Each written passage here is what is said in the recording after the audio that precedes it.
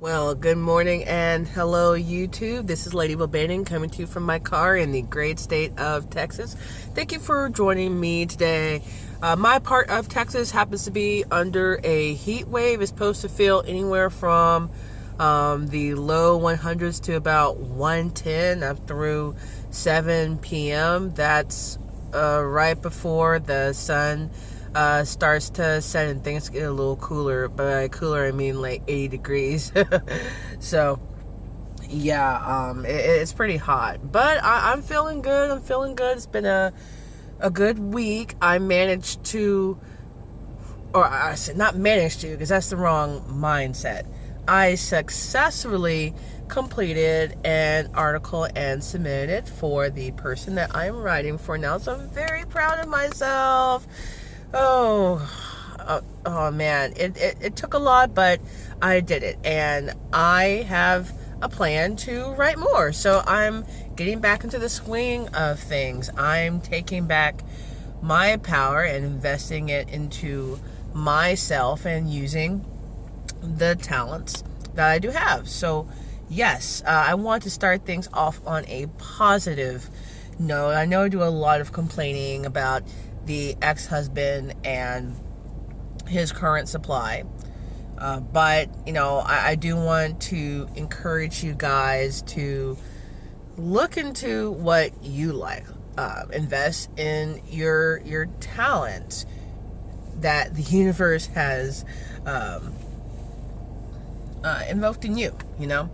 So yeah, things have been going okay. Looking forward to the start of school. Whether or not the youngest is going to be potty trained is anyone's guess, but we're working on it, guys and gals. We're working on it. I have to take the kids school shopping, and that's going to be fun because the oldest, you know, is really looking forward to getting a new backpack and new supplies and all that. And I'm going to try to set her up for even more success this year. So, yeah. Let's see. Other than that, that's about it for me on the personal front. I did want to talk about an upcoming date that has me a little anxious, quite a bit anxious. I spoke to my therapist about this because the discussion centered around some anxiety and how to deal with that. And one thing we spoke about, and that I've actually heard on other videos, is that when you are in an abusive relationship or just in a very stressful situation, your body will physically react. Now, it can do this when you, for example, are faced with a grizzly bear in front of you. The adrenaline is going to get rushing. You're going to have those stress hormones flooding your body to prepare to fight or flee. That's a natural response. However, when you are consistently exposed to trauma and to stress-inducing situations, and the stress hormones are always flowing, when you do remove yourself from that situation, you would need to retrain your body and your mind to not always be on. In that way, it's become conditioned to always be in that state and respond in a certain way. I do believe that I have experienced trauma. It was a difficult situation.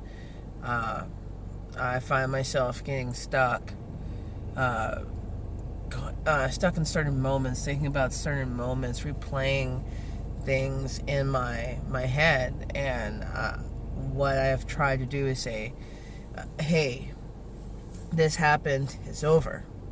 It's to bring myself back. It's to center myself. I talked to my therapist about some mindfulness techniques, so I'll look into that. I did start looking into meditation.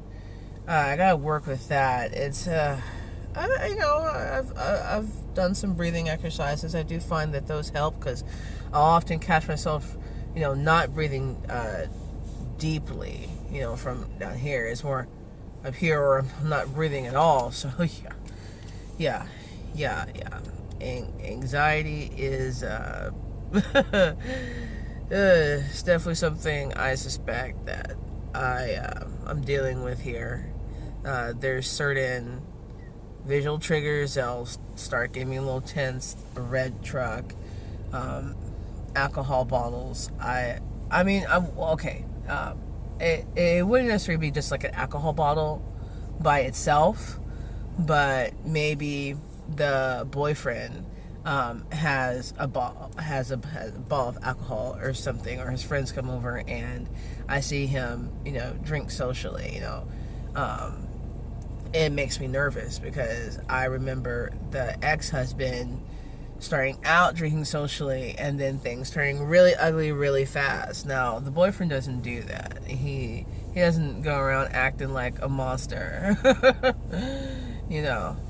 And I know that's some strong verbiage there, but I mean, truly, you're dealing with a monster when that mask falls off and they let you know how they really feel, and they show you just how little they think of you. Because with the ex-husband, whenever he would get mad with or without alcohol, he would say the meanest, cruelest things to me. He would say the things that he knew would get under my skin. It was deliberate how nasty he was. It wasn't just, I got drunk and I let loose of my mouth. No. It was targeted. And that's what was so unsettling, I know in the heat of arguments, we will say things we don't mean, and there's some things we want to take back. But with most people who I would say are more adjusted, they have empathy. They will connect with you and say, okay, I said something that hurt this person. Let me apologize. Let me come to them. Let's work it out. Not with a person who's pathologically narcissistic and toxic. Oh no, they mean to hurt you. And they will justify it by saying, well, you did this or said that. And it's like, well, I mean, okay, we were in an argument. I addressed something that you did that upset me, that I did not like. I did not call you M-F-N W-H-O-R-E. I didn't call you that. I didn't say I'd spit on your mother's grave. I mean, no, I didn't take it there. But you totally took it there, Oh my goodness. So yeah, I don't miss those times at all, but I live there sometimes. A lot more than I want to. I want to be more present and more focused. So, I've been taking the time to, play school with my kids and, really get more involved with them. I mean, they're with me all the time, but, I want to, I just want to be more present. I want to be more, what's the word?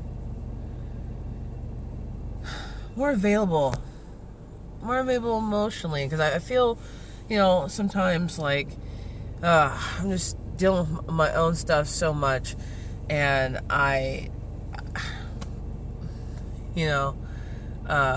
it's easy to go, no, I'm not. That's not to say that I don't feel love for my kids. I do. I just want to show more love and have my focus not be so distracted by the ex-husband, who I suspect to be pathologically narcissistic. That's what I'm trying to say.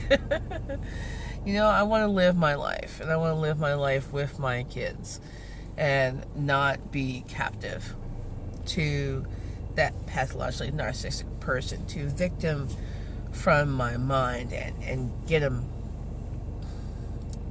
out of just a well, I wish I could get him out of my life, but we co-parent, so just to not give him so much space in my head, for sure. I mean, I'm gonna have to deal with them, and I recognize that, you know, there are gonna be times I'm gonna be upset and frustrated just because I have to deal with him.